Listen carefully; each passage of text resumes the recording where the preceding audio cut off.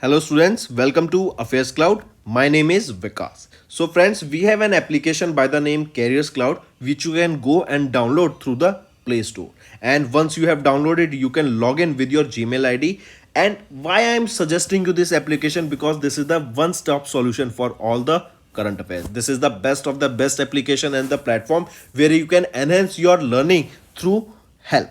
Here you will be provided with multiple courses. Here you will be provided with multiple options of quizzes, and even you will be provided current affairs on daily basis. PDFs and quizzes will be provided to you on daily basis, both in Hindi as well as English. Here you will be provided current affairs with weekly basis and monthly basis also. Here remember, once you have done watching our video, then you can log in through this application, take out the PDF, read that PDF and go through the quizzes. That will enhance your preparation. Same you have to do for weekly and same you have to do for the monthly also. In monthly you will be provided with the top 100 important questions PDF and video also, that will enhance your learning, and it will be a very beneficial and important video for the revision perspective. And not just this friends, apart from this we also provide you banking and economic questions.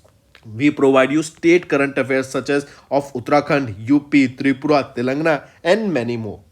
Not just this, apart from this, we also provide you topic wise current affairs, and the topics that we are providing you are really important. These topics are such as national affairs, international affairs, important days, sports, defense, science and technology, apps and web portals, obituary. These are the important topics that are being asked in various exams across India. So these are the topics that are must and should be covered and will be beneficial for the preparation of the students. So such friends, I'll highly suggest you to watch our video, as they will be very beneficial for you in the long. Hello everyone, I hope you are all good. So students, in this video we will be discussing important current affairs of 18th of April. This session will be very interesting, so do pay attention till the end, and this will help you a lot in your preparation for the government jobs. So let's start. First we are talking about international affairs. It is your FAO. We know this is a department of United Nations, that is your Food and Agriculture Organization. They recently released a report that was closing gender gap in agri-food systems can boost global economy by $1 trillion. I repeat, a data was released by United Nations Food and Agriculture Organization. As per the study, the status of women in agriculture food systems can be increased, or this gender gap, if the closing of gender gap in agriculture food system basically will help us to boost the global economy by almost $1 trillion. If we look at the data, the status of the women in agri-food system, this is the report that was released by FAO.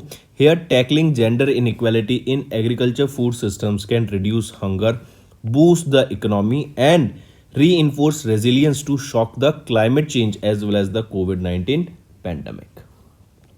There would be an increase in the global gross domestic product by 1% or nearly $1 trillion if there is no gender gap in farm productivity and the wage gap in the agri-food systems employment. Currently, women earn 82 cents for every dollar earned by men. Globally, 36% of the working women are employed in the agri-food systems, along with 38% of working men. Right? And remember, this is a first of its kind report since 2010 that has been released by Food and Agriculture Organization.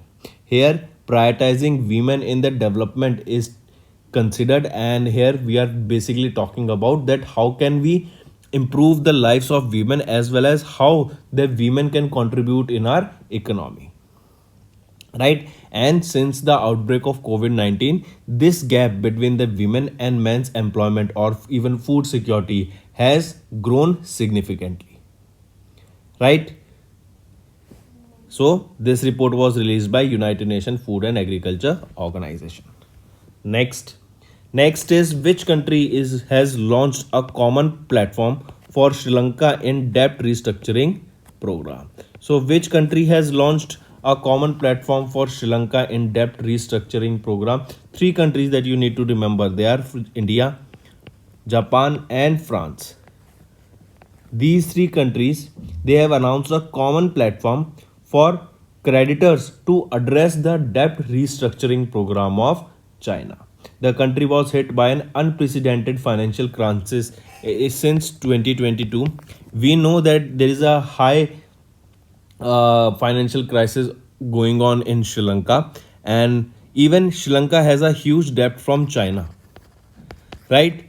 And we know the Chinese policy. What is it? It is that make give the country so much debt that they cannot repay it, and then they will be dominating that particular country. So for the same, that Sri Lanka do not go into the Chinese hand, or they do not fall into their debt trap, these three countries came together and they suggested, or they recently launched a common platform where the restructuring will be done of the debt.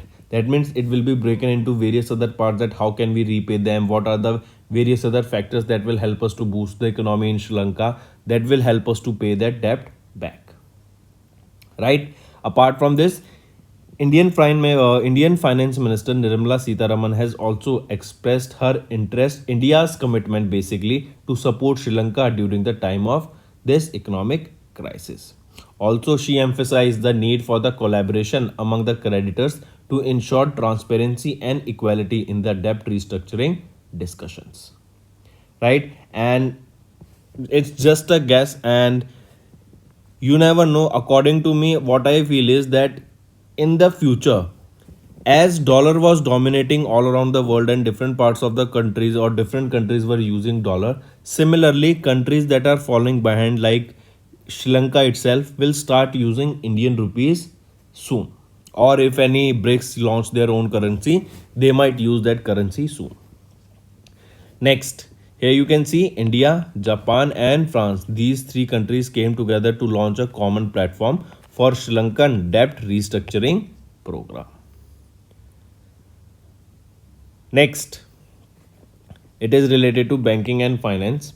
SEBI has issued a framework on upfront contribution by issuers for LPCC Settlement Guarantee Fund. What is this LPCC? Limited Purpose Clearing Corporation. Right? So SEBI has recently released a new framework on the upfront contribution by the issuers for LPCC Settlement Guarantee Fund. Right? Apart from this, remember, as per this framework, the eligible issuers shall be notified by LPCC as per its risk management policy. Collection of an amount of 0.5 basis point of the issuance value of the debt securities per annum based on the maturity of debt securities by the stock exchanges will be held and placed in an escrow account. In an escrow account prior to the allotment of the debt securities. Now, what is this escrow account? I have given you the example of this using the HRERA. This RERA, that is Haryana Rural Development Authority, or Haryana Real Estate Development Authority. What is RERA here? It is a organization that's keeping a check on the real estate market in Haryana. So what they do is they set up a escrow account, and in this escrow account, when a builder is making a project, certain amount of money, say for example 10% money, will be provided to the developer when they have developed 10%, 20% of the building, 30% of the building, and so on. The amount will be provided through this escrow account. All the buyers who are buying this, will all the money from these buyers will be going to this escrow account, and then from this escrow account the money will be going to the developer as and when the project is being completed, right? So this keeps a check on all the real estate market in the RERA. So this is your escrow account, correct? Next, CGTMSE. What is CGTMSE? It is your Credit Guarantee Fund Trust for Micro and Small Enterprise. I repeat, Credit Guarantee Fund Credit Guarantee Fund Trust for Micro and Small Enterprise. They have increased their guarantee coverage for MSEs from 2 crore rupees to 5 crore rupees. I repeat, Credit Guarantee Fund Trust for MSME, they have increased the guarantee coverage ceiling under the Credit Guarantee Fund scheme for MSEs from 2 crore rupees, that was earlier 2 crore rupees, and now it has been increased to 5 crore rupees per borrower for the various credit facilities that are extended by lending institutions to micro and small enterprise. The changes are made with respect to the reduction in the loan growth to the MSE segment to 13.2% year on year from 24% year on year in as on February 25, 2022. The threshold for the waiver of legal action was enhanced from rupees 10 lakh rupees from the existing 5 lakh rupees. The scheduled commercial banks credit to MSEs as on February 22, 2023 stood at 5,87,494 crore rupees compared with 5,18,873 crore rupees as on last year. So we can see that definitely the credit has increased here. Correct. So coming back, remember, credit guarantee fund trust for micro and small enterprise has increased the guarantee coverage ceiling under their credit guarantee fund scheme for MSMEs from 2 crore rupees and now it has been extended to 5 crore rupees. Next is City India completed the first ever blockchain enabled LC transaction on Contour. I repeat, Citibank India, that is your City India, they have completed their first blockchain enabled line of credit transaction on Contour Limited for their client Cummins India Limited. It is a diversified industrial manufacturing company, right? This transaction is the first for both Cummins and City India on the Contour, and City is a funding member bank of the Contour. Contour is a global digital trade finance network that is powered by blockchain technology that enables multiple parties including corporations, logistics partners to work together smoothly and securely in the real time on a single platform. Now if we talk about this blockchain, what is this? Basically blockchain, all the cryptocurrencies are based on it, and blockchain is basically, it is a kind of or you can say it is a technology in which you can store the data and it will be stored in a refined way. Say for example, you stored something here, then you stored here, then it keeps on making, and whenever you keeps on adding data, the layers below this, that means this was first added, so it becomes more secure and it is a fix, that means it cannot be changed here. Whatever data has been preside here, it won't be changed here. Similarly, it is a kind of a blockchain. It will be helping in our, it can help in our universities. Then you see in Maharashtra has implemented METIC in various organizations also. So these blockchain technology will definitely help, and you will be seeing that though multiple countries are saying that they should ban cryptocurrency and everything, but remember, it is the cryptocurrency that can be banned, but the use of blockchain will be increasing with time. Next, which country became the India's biggest trading partner? Remember, for the fiscal year 23, it is United States of America that became the India's biggest trading partner at $128.55 billion.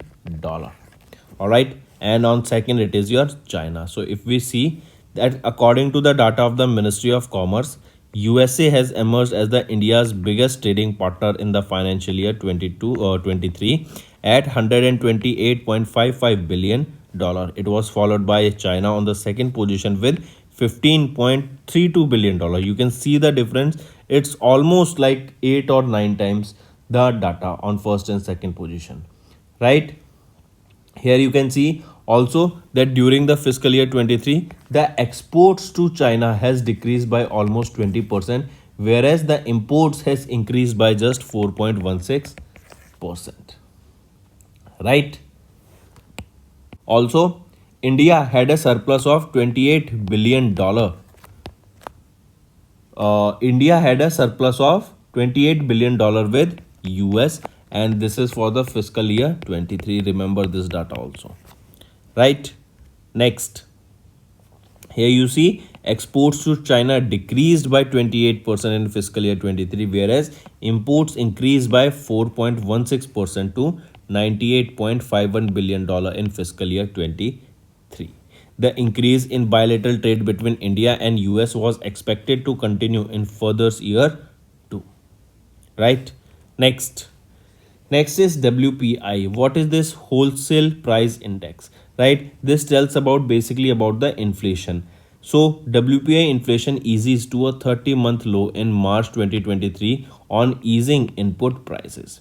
right? So according to the index numbers of wholesale prices in India for the month of March 2023, the annual rate of inflation based on all India wholesale price index number for the month of March is 1.34%, lower than 3.85% recorded in February 2023, right? As input cost continue to decline, India's annual wholesale price inflation decreases to its lowest level in nearly 30 months. In March 2023, the food index rose 2.32% year on year compared with 2.76% in February 2023, while fuel and power rose by 8.96%, slowing from the 14.82% rate, right? And has been decrease in manufacturing also, remember that. And various organizations are projecting that India will be growing by 6%, or you can say by between 6 to 7%, as Ministry of Finance stated that India will be growing by 7%, correct? So remember, for WPI inflation data, it has eased to a 30-month low in March 2023. Next is awards and recognitions. Union Home Minister Amit Shah presented Maharashtra Bhushan 2022 to Dr. Appa Saheb Dharmadhikri. Important, take a note of this, that this award, that is Maharashtra Bhushan Award for 2022, was presented to whom? It was presented to Dr. Appa Saheb Dharmadhikri. Appa Saheb Dharmadhikri, as you can see him in the picture here, he was honored with this Maharashtra Bhushan. If we talk here further, remember Union Minister Amit Shah, he presented these Maharashtra Bhushan awards for 2022 to Dr. Appa Saheb Dharmadhikri during a public function that was held in Maharashtra. Here, Dr. Appa Saheb Dharmadhikri was presented with a shawl, a citation, a memento, and a check of 25 lakh rupees and a 10-feet garland of roses, as you can see here in the picture, right? Remember, notably, he donated all the prize money, that is of 25 lakh rupees, to the Chief Minister's Relief Fund. Remember, Appa Sahib, he is an Indian spiritual guru and he is a reformer also, and this is the first time that a Maharashtra Bhushan Award has been given in the same family for the second time. Nana Sahib was awarded with the same award in 2008 also. Next, if we talk about this Maharashtra Bhushan Award, this award was instituted in 1995 and it is the highest civilian award presented by the government of Maharashtra state. Right? Next is who has been crowned as the Femina Miss India World 2023. So remember, 59th Femina Miss India World 2023 was held recently, and Nandini Gupta, she is from which state? She is from Rajasthan, and she has been crowned as the Femina Miss India World 2023, as you can see her in the picture. Alright, and she has won the 59th edition of the Femina Miss India World 2023. Alright, she was, or if the question can be asked, that where was the ceremony for the 59th edition of the Femina Miss World 2023 being held? It was held in Imphal, Manipur. Right? Apart from this, remember Femina Miss India 2022 winner. We are here. She won for the 2023 and she was crowned by Shini Sethi. Shini Sethi. Who is Shini Sethi? She is the winner of the 58th edition or 2022 edition of the Femina Miss India World. Right? Important. Apart from this, remember Nandini Gupta will now represent India at the 71st edition of the Miss World 2023 that is going to be held in United Arab Emirates. Next, FAA, that is your Federal Aviation Administration of USA, has confirmed the DGCA that India's International Aviation Safety Assessment category will continue to be published as a Category 1. I repeat, FAA of USA confirmed that DGCA has confirmed to the DGCA that India's International Aviation Safety Assessment category will continue to be published as category 1. Here, this category 1 status denotes that an airline's ability to operate flights, provide basic services to American cities, and engage in the code sharing arrangements with the US carriers. So the correct option here, if in asked, is that it was FAA of USA, and they have recently confirmed to DGCA that India's international aviation safety assessment category will continue to be published as category 1. Next is related to science and technology, and we are in today's video. There are 3-4 important topics that are related to this science or space, so that are important, you should know. China has launched their first satellite dedicated to monitoring the heavy rainfall, and it has been named as Fangyong 3G. I repeat, China launched their first satellite that is now dedicated to monitoring the heavy rainfall, and it has been named as Fangyong 3G. Alright, it is the first satellite that is allowing scientists to monitor the Earth's precipitation from space. It was launched by China's Long March 4B rocket from Jiuquan Satellite Launch Center in China. This particular project has a lifespan of 6 years. It will be from 2023 to 2029. Alright, and it is dedicated to monitoring heavy rainfalls during a catastrophic weather, or basically to monitor the rainfalls or precipitation in our atmosphere. Next is Taifa 1. It is Taifa 1. See, question can also be asked in such a way that Fangyong 3G. This is the satellite of which country? It is of China. Similarly, Taifa 1. This is the satellite of which country? It is of Kenya. So Kenya launched the first operational satellite into space. Remember this Taifa 1, it is a Earth observation satellite and it means nation 1 in Swahili language. I repeat, Kenya, they have successfully launched their inaugural Earth observation satellite Taifa 1. It means nation 1 in the Swahili language, and it was launched using a SpaceX Falcon 9 rocket from California, USA. Right? Also, the satellite was developed over a period of 2 years with a cost of around 372,000 US dollars. Right? And it is expected that it has a lifespan of up to 5 years. So Taifa 1 is of Kenya and Fangyong is of China. Fangyong 3G will be monitoring the heavy rains and precipitation into the atmosphere, and it is basically your nation first satellite. Taifa, that is your Earth observation satellite.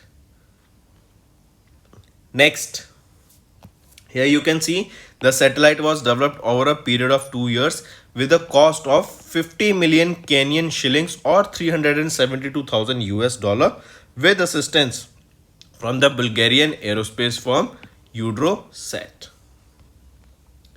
Next is it is anticipated to operate for 5 years before disintegrating over a 20-year period as it enters the atmosphere and burns up. It is equipped with optical camera that takes pictures simultaneously in multispectral and panachromatic modes, enabling it to operate within and beyond the visual light spectrum. The Falcon 9 rocket also carried 50 payloads from other countries under SpaceX Rideshare initiative, and Kenya sent its first nanosatellite into space in 2018. What is the capital of Kenya? Nairobi. And we know in Nairobi, Kenya, the headquarters of UNEP, that is your United Nations Environment Program, is located. Next, Europe has successfully launched JUICE mission to study the Jupiter's icy moon. See, JUICE. And it is similar to Jupiter, right? So remember, ice. To study the icy moons of Jupiter, this JUICE mission was launched, right? And it was Europe that has successfully, that is your European Space Agency, that has successfully launched this Jupiter Icy Moon Explorer, that is JUICE, using their Ariane 5 rocket from Europe's spaceport from French Guiana. right? JUICE, it is a robotic explorer. This mission was to make detailed observation of the solar system's biggest planet Jupiter and its three icy moons. JUICE is expected to reach Jupiter in 2031 and has a mission lifespan of about 3 years that could be extended by 200 or more days. Correct? Then if we talk about the mission of JUICE, this mission would help the scientists to locate the places where there is an internal energy and liquid water. This will explore Jupiter's complex environment extensively and study the wider Jupiter system as an archetype for gas giants across the universe, and also to study basically how can we use the study basically the what are these big planets now. These are your kind of experiments only that are going on, and if we try to understand that what kind of reactions that are going there and how can we use those reactions for the benefit of humanity, then definitely it will be helping us. Then in 1996, NASA's Galileo spacecraft revealed that the Ganymede has its own magnetic field and the only moon with an intrinsic magnetic field. Next, the second underwater nuclear attack drone, Haley 2, was now again tested by North Korea. We know earlier North Korea has tested Haley, that was an underwater nuclear attack drone, or basically it was a underwater nuclear drone or underwater drone by the name Haley, and now the second edition, that is Haley 2, has been tested by North Korea. Remember, Haley 2, it has been developed since 2012, and the purpose of this particular Haley 2 is to destroy anything that is underwater. It is a kind of a drone that works underwater. It has a speed of 4.6 knots and it can work in a depth of up to 80 to 100 meters. Next is related to environment. CUO and ZSI found a new cyprine fish named Gara laishrami in Koraput. As you can see, these are the new fish that has been recently discovered by the researchers of Central University of Odisha in Koraput and Zoological Survey of India. They have found the new edible freshwater cyprine fish species. Alright. Next, when do we observe World Voice Day? When is your World Voice Day observed? It is observed on 16th of April. We observe this day on 16th of April basically to raise awareness about the importance of voice. The day also raises awareness of issue affecting the health of the voice, and this day, World Voice Day, was observed on 16th of April 2023. That means the theme for the year 2023 for this day is Your Voice Matters. This is the theme that you need to remember. Next here you can see World Voice Day observed on 16th of April with the theme Your Voice Matters. Next is when do we observe World Hemophilia Day? This day is observed to create awareness about hemophilia, that is an inherited bleeding disorder, and here the blood does not clot properly.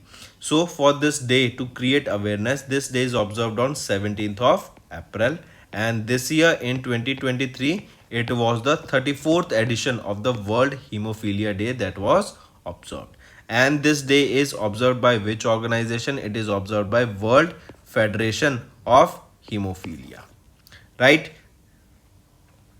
And then there is the theme that you need to remember. The theme is Access for All, Prevention of Bleeds as the Global Standard of Care. This is the theme that you need to remember for World Hemophilia Day.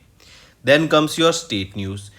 AP, that is your Andhra Pradesh government, has changed the name of the Greenfield Seaport in Srikakulam. I repeat, Andhra Pradesh government has renamed Bhavapadu Port as Mulapeta Port. I repeat, Bhavanapadu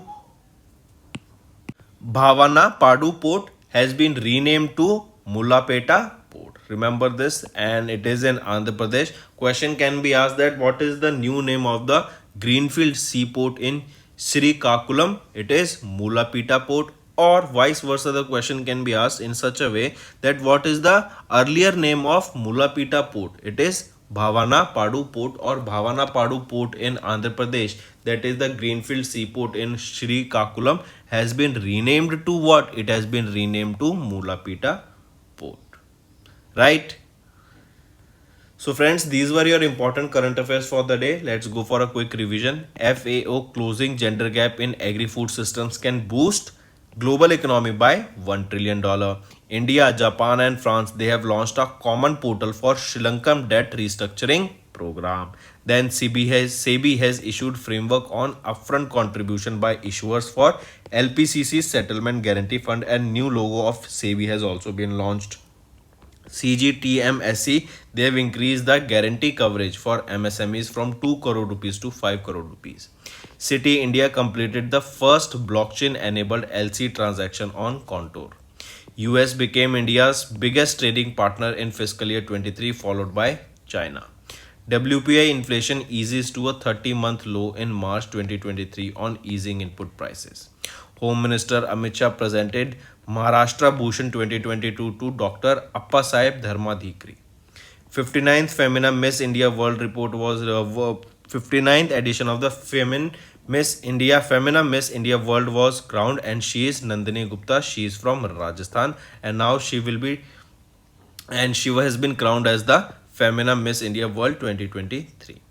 FAA of USA. Here India's IASA will continue to be published as the category 1. Next, Fangyun 3G of China, they have launched the first satellite dedicated to monitoring heavy rainfall. Similarly, Taifa 1, this is the satellite of Kenya, and it was the first operational satellite that was launched into the space using Falcon 9 rocket of SpaceX. Then Europe successfully has launched a JUICE mission, that is a mission that will be studying the Jupiter's icy moons. 3 Jupiter icy moons will be studied under this project.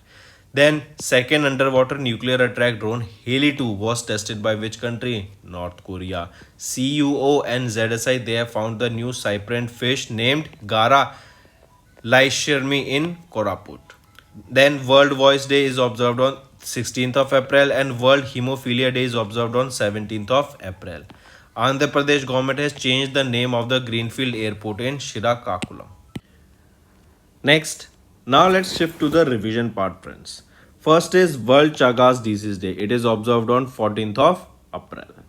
Next, Russia, they have conducted the test launch of the Advanced Intercontinental Ballistic Missile, that is ICBM.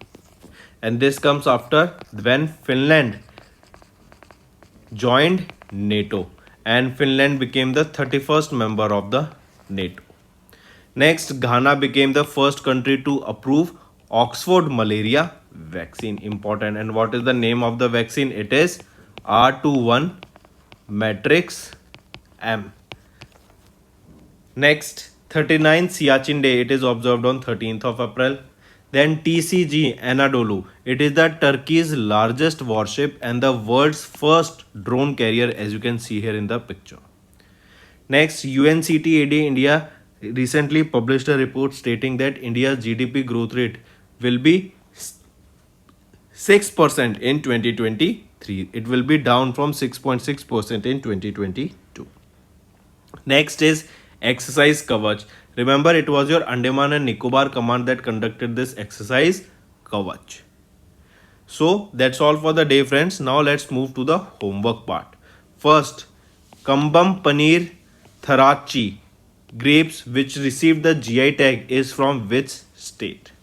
Next, which country conducted the International Aviation Safety Assessment? Third, which country is the host of the first ever Global Buddhist Conference? So these are your 3 homework questions, friends. I hope you have understood the assignment. All you have to do now is like the video and comment below and let us know what are your views for the same.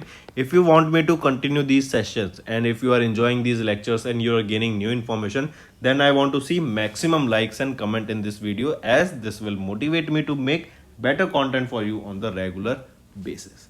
So that's all for the day. Thank you and have a nice day. That's all for the day, friends. I hope you enjoyed the session, and you can follow us on the YouTube channel, as well as apart from YouTube channel, you can go and follow us at Affairscloud Telegram channel. And if you have any queries related to the content or the of courses offered to you or the payment which you did on the application, you can contact us on the number provided, that is 7677333862. Apart from this friends, you can follow us on the Facebook as well as on Instagram handle, that is Affairscloud_official. In the end friends, if you use a code that is Vikas10, you will be getting an additional extra 10% discount by using this code Vikas10. Also, if you have any problem regarding the course purchase, any problem regarding to our application, you can contact us on the mobile number, that is 9677333862. And if you want to mail us, you can also mail us on support@affairscloud.com, and I assure you that our representative from us will be contacting you soon and resolving your issue.